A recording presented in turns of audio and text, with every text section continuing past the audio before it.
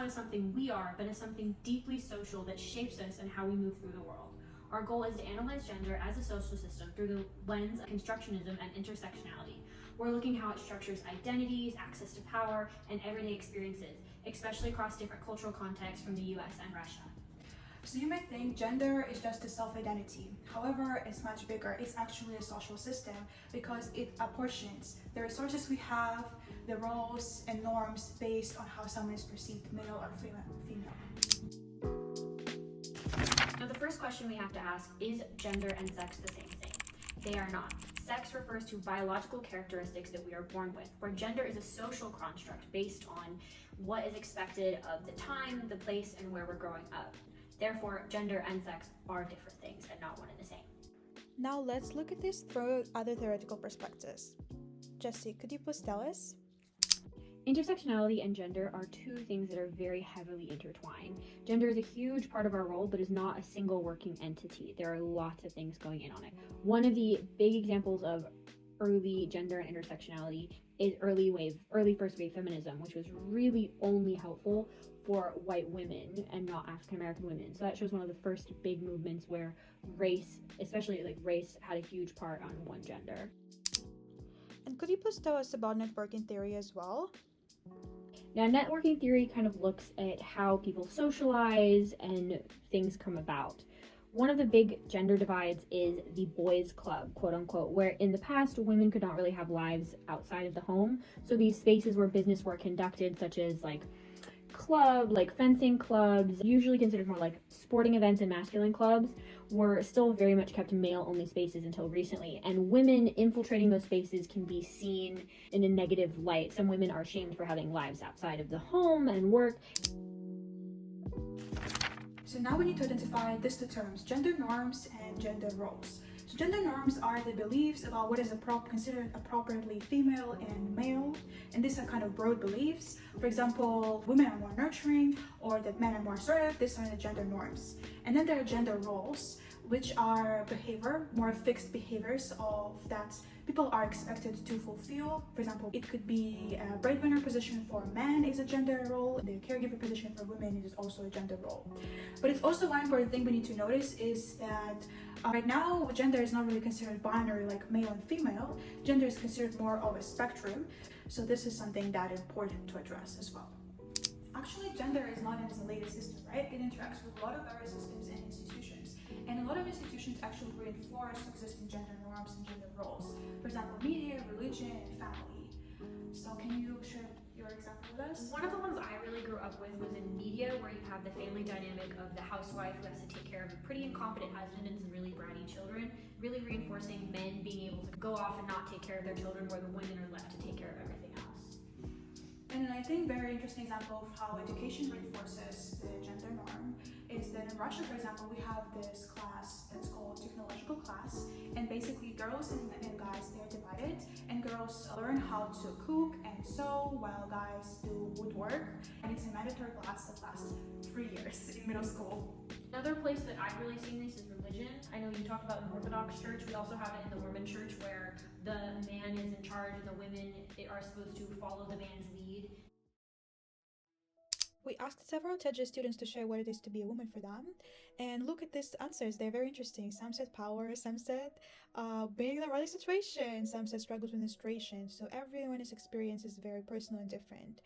And now we would like to share our own experiences. So Daria, can you tell us about your experience as a woman in Russia? So it is a very interesting experience. There are lots and lots of expectations placed on women in Russia, like being extremely feminine, always wearing makeup, having your hair done, shaving your body completely, as well as, for example, all women are encouraged to have children. Right now in Russia, the term child-free is actually banned and considered extremist. So of course you can have no children, but if you talk about it publicly and openly, it's considered propaganda and extremism. As well as what's interesting, while being encouraged to have a child, women are also expected to work as much as men do, but at the same time to also do household chores by themselves, like cooking, washing, cleaning, everything is put on women, and they're expected to work and do this housekeeping at the same time. And there's one interesting thing. In Russia right now, there's a list of banned professions like mining, some engineering professions that women are not allowed to work with because it's considered as a protection for women's health. So Jessie, could you please share with us your experience of being a woman in US? I think I need to preface by saying that I grew up in a very liberal area in the state of Seattle, Washington, where gender expression is very widely accepted. I grew up with a lot of LGBTQ people. I also grew up in a very equalist household. My parents divided chores pretty equally.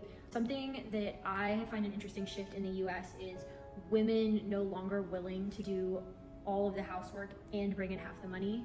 The idea is if you're bringing in half the money, the man should also be doing half the childcare, where men still have this mindset where the women should still be doing all the childcare even though they're bringing in half the money. And then there's even more of a radical shift nowadays where people like myself are child-free and don't want children. And with gender expression, there wasn't this need or forcefulness to be feminine. I do think it's becoming more mainstream to not have to be feminine. And I think another big shift is femininity is an empowerment movement where it used to be you were feminine to impress a man and to get a man. And now the idea is you can be feminine because you like to be feminine and you want to be feminine, not because a man thinks you need to be feminine. So we will start with legal implications. For example, abortion's right. It's a very gender-connected question, right? Yes, it very much is. And in the US, this has been a really hot topic. We recently had Roe v. Wade, which was the protection for abortion, overturned to the current administration. And one of the big gender plays you see here is men making a decision for women, which is also another way to control women as well. So yeah, that has been a big deal. And we talked about before how cultural influences gender norms and gender roles, but also it's interesting to see how current events can influence this as well. So in Russia, abortion being legal for a long time already, it became legal during the communistic period, and it still is. However, recently, just like 2 years ago, the pro-life movement became much bigger. And it's connected to the fact that a lot of men right now in the Russian-Ukrainian war are dying. So there was more than 100,000 casualties. So because of that, government is pushing women to have children, to have more children, and we can see that.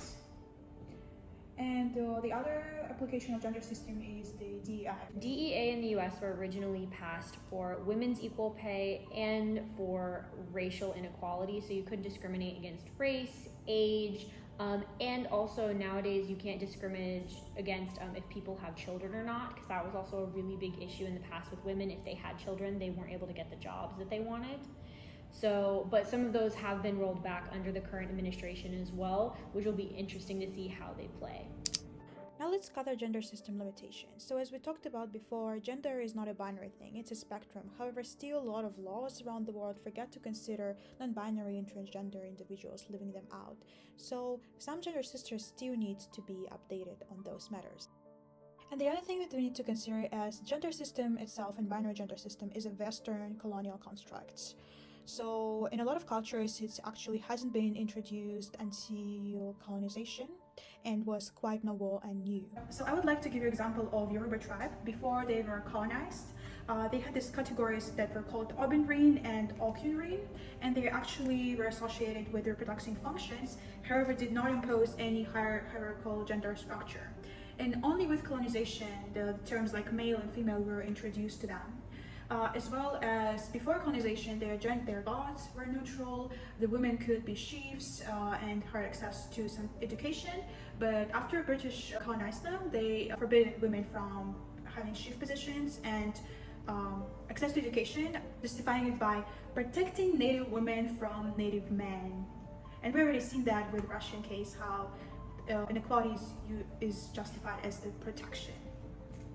And the other case would be the two-spirited people in the Native American tribes. This has been an existing identity for the many years before, again, the colonizers came. So without acknowledging these cultural aspects, we create a system that is not suitable for many cultures and people. To conclude, gender is a social construct, deeply embedded in systems, cultural variables. It can't be fully understood without concluding both theoretical framework and the lived experiences of individuals.